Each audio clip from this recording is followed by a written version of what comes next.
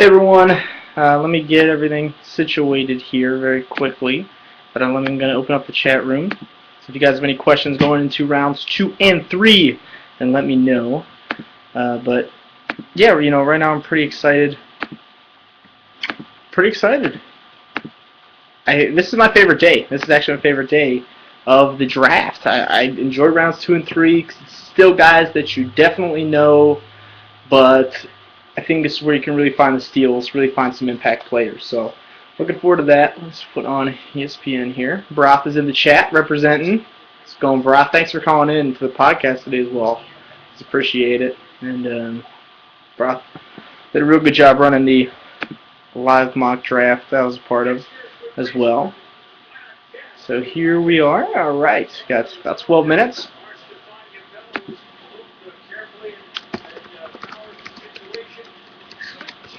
I think Scott's going to be coming back. I think I fixed the audio issues. I'm actually just checking on those again. That's it. Alright, I think I fixed all the audio issues. I should have checked Justin again, but we should be okay. Let's see.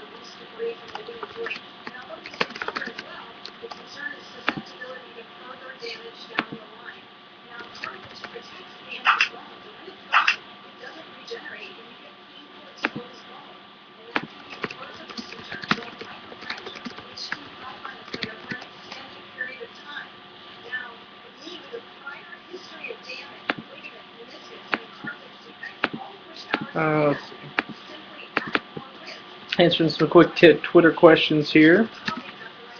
Does anyone else have questions about round 2?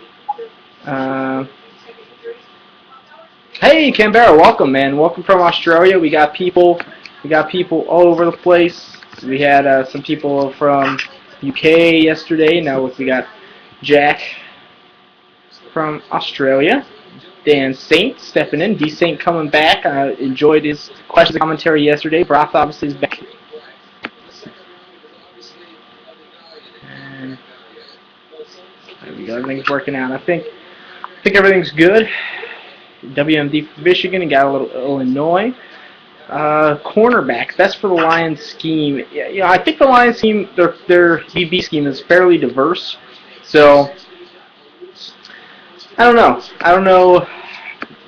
I'm trying to think of who would still be in play. I like for them to get a big upside guy. A guy like Devin House, I think would be an interesting fit. I'm hearing Brandon Burton is going to be a second-round pick. I think both of those guys could do well in press coverage. So I like both of their fits. If you want someone more physical, you could look for a guy like Johnny Patrick, but I'm not sure I'm convinced he's going to be as fluid enough. I got a little more white t-shirt. I got the little draft countdown shirt going. I guess it's not looking good. I guess it's like buttoning up here.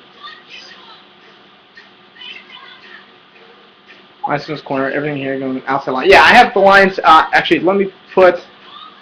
Oops.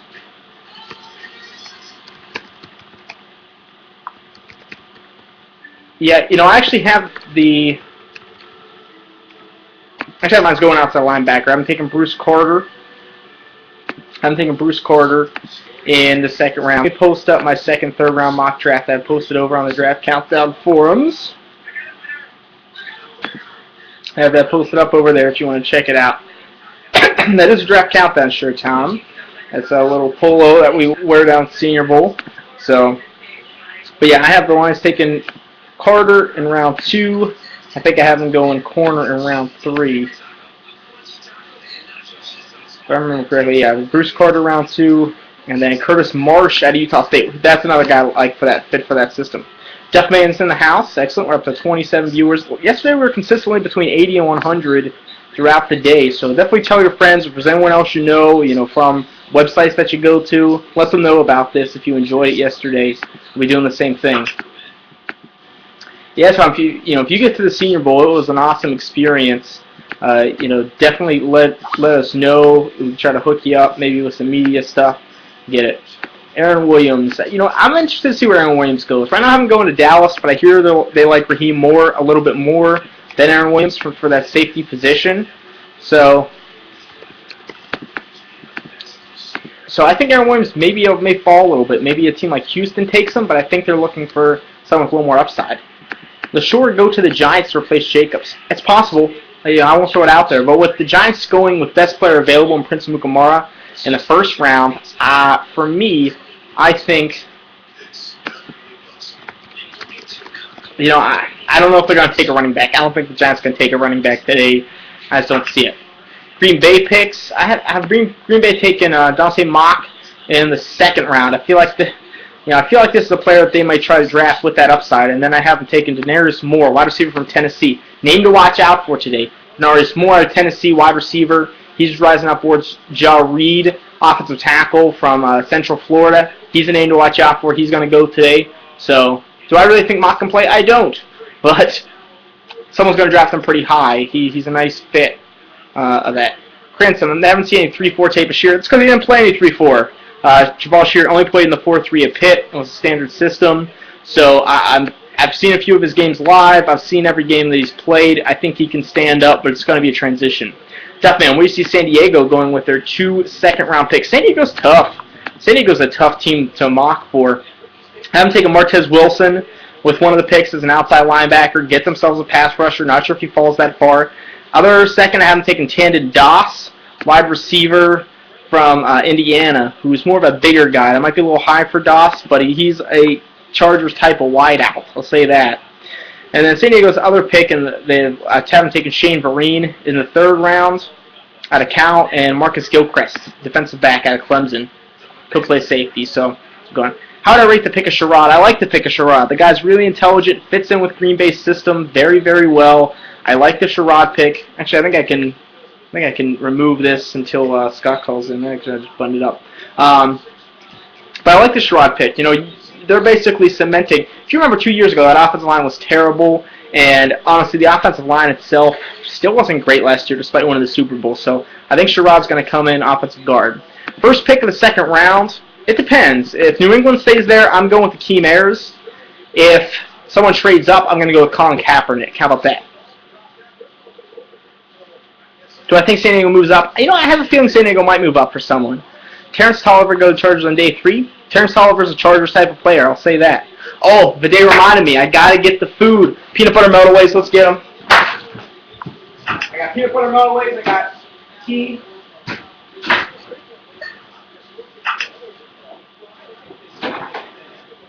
Still got some pizza left over, but we're going with Snapple because I lost my voice last night. I was gone out of call work today because I didn't have a voice. And then we got peanut butter meltaways. Let's bust these babies out. Looking at the day, breaking it out. Diet Snapple. That's can't get much better. It's peach as well. I still have some pizza left over. We've had Draft Countdown pulls deep. I've had them since January. And the hat, I should bust it. Maybe I'll bust out the hat tomorrow. How about that? Where does Mallet go, Brock? Good question. Here's where Mallet's going to go. Here's what's going to happen. It depends on Buffalo. If Buffalo takes Andy Dalton or Colin Kaepernick, then Ryan Mallett will go in round 2.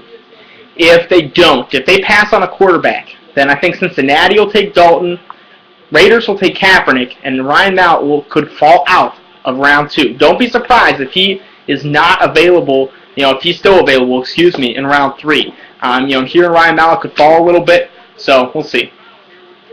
Jack, I think the Pack could take Marcus Cannon. Not today. Marcus Cannon was diagnosed with lymphoma, with a form of cancer. He'll be fine. It's treatable, but I think teams are going to knock him down the board a lot, so I don't think you're going to see him go until tomorrow. I think San Diego is essentially giving up on English if they take a pass rusher. No. I think they're disappointed in Larry English and his transition. That's why I have him taking a guy like Martez Wilson, who's already played linebacker. They tried the conversion with English. It did not work. Maybe they should take a linebacker and leave him there. So, yeah. So, I think maybe if they go with someone, they'll see what happens, but I don't think they'll completely give up on English. He and Herzlich around the same area. No, I think Herzlich's going to go above Cannon because, Herzlich's beat cancer. That's gone. Cannon still has to go through the 12-week treatment. So I think Herzlich will probably be... Herzlich could go today. I'm guessing early tomorrow, 4th, 5th round.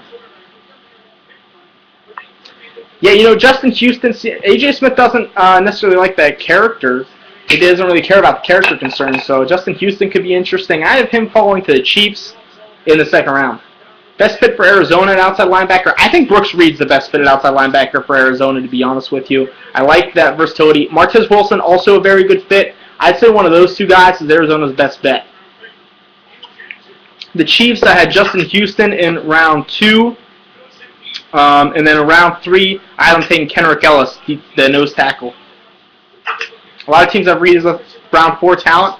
He could go in round 3. I could see Reed falling around. I wouldn't be too surprised. You have 2 round 3s. Who do I have for the other one? Unless I didn't update my third rounds. Perhaps I may not have. No, I thought I did. Who did I see? And also I'm taking James Brewer, offensive tackle out of Indiana. Right tackle, could kick inside the guard. I think he's a versatile O-lineman. I also like for them.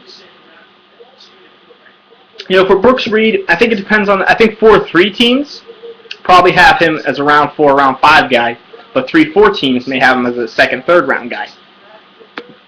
Ijalana, yeah, I have him going to Washington in the second. I don't love that pick. I'm hearing from Josh Buchanan he might go in the third, so don't be surprised if Ben Ijalana falls a little bit. That Will Rackley may actually go over him. Taiwan Jones, another guy, could go in the second, probably in the third. Yeah, you know, the Kyle Rudolph pick was a different one. So, I don't know. That was kind of a long shot for me. I have one of my Rams fans on Twitter posted up a, I need to read, kind of debunking the myth of them taking Kyle Rudolph, but that's pretty good. Oh, Jack, thank you. I appreciate the compliments. We try to do a good job. You know, I hope you guys feel comfortable with everything we've been doing. I hope you've enjoyed the stream. We're up to 35 people now. Hopefully we'll get more, so definitely let us know. You know, let people know about it. And I need to make a tweet here.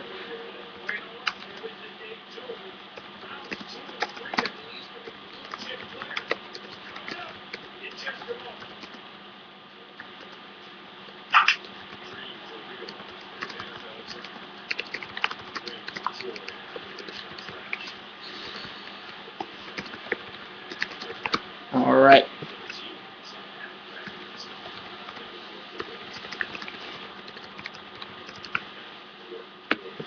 Bam. All right. In.